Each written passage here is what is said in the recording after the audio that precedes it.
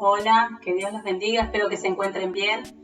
Y quiero compartir con ustedes un pequeño devocional que me gustaría que inicien y den lectura al pasaje de Juan 17, la oración de Jesús. Así que les voy a invitar a que disfruten este pasaje, que uno quisiera que no termine más. Son palabras hermosas, con un pasaje lleno de riquezas, y hoy vamos a tratar de poder meditar en ellas. Les pido que hagan pausa y que puedan leer todo el pasaje completo. Bueno, la última oración en conjunto, la última oportunidad que Jesús tiene de comunión con sus discípulos, en donde ellos también participan de esta oración. Y es tan significativa porque en el capítulo 18 recordamos que ya Jesús es arrestado y luego crucificado. Es prácticamente la última acción que hace con los discípulos en conjunto y lo que comparte en su ministerio. Este capítulo, muchas versiones ya están partiéndola en tres, ¿no? Tiene como tres partes o tres divisiones, podríamos decir. Por ejemplo, la NBB, NB larga, B corta. Otra versión es la NBI, que ya están divididas las versiones y se dividen en tres partes. La primera parte, ora por sí mismo, que es del 1 al 5. La segunda parte, por sus discípulos, del 6 al 19. Y la tercera parte, ora por todos los creyentes, del 20 al 26. La primera parte, Jesús ora por sí mismo y le dice al Padre: he acabado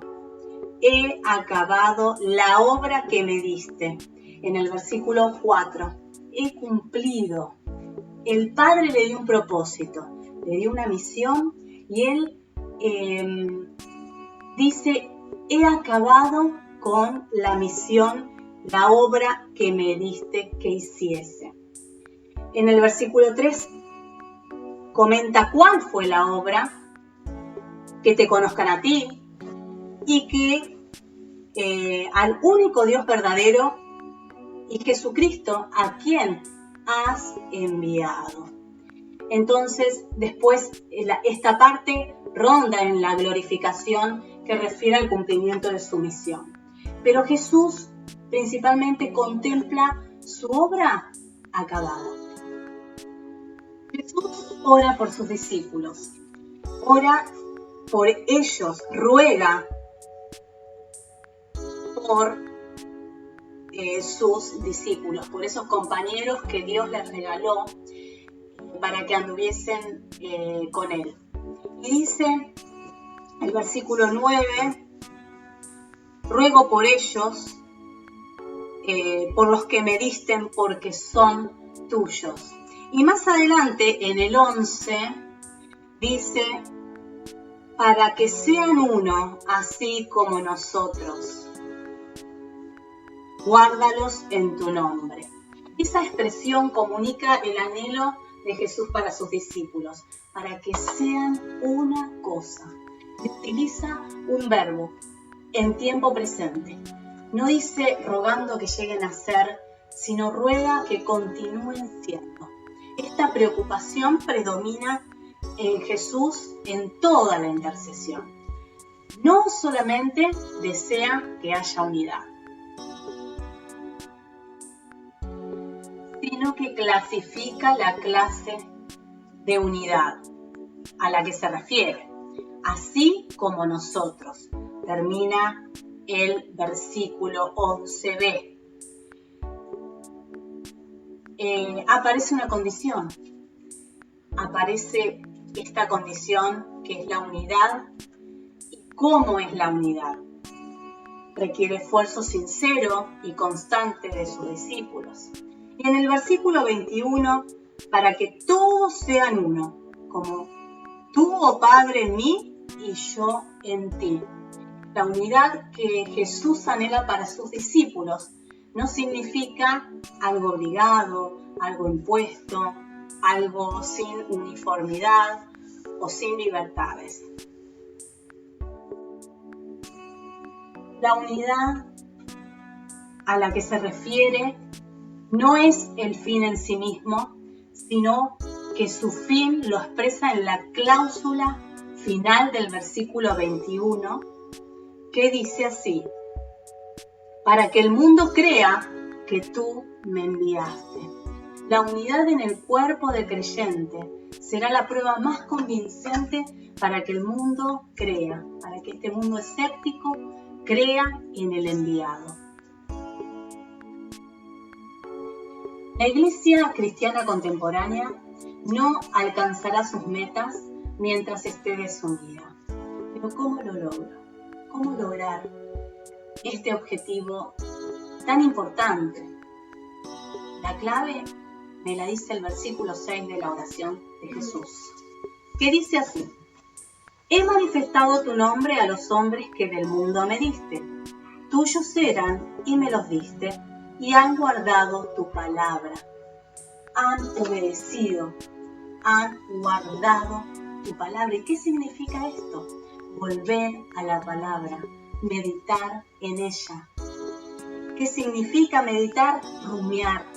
Esta acción de volver a meditar todo el tiempo en su palabra. Y rumiar, las vacas, cuando rumean y se alimentan mediante esta acción, que significa meditar, mastican la hierba, la tragan, la vuelven a traer a la boca, la rumean más y cada vez le sacan más y más nutrientes a ella. Y Josué 1:8 nos dice: nunca se apartará de tu boca este libro de la ley, sino que de día y de noche meditarás en él.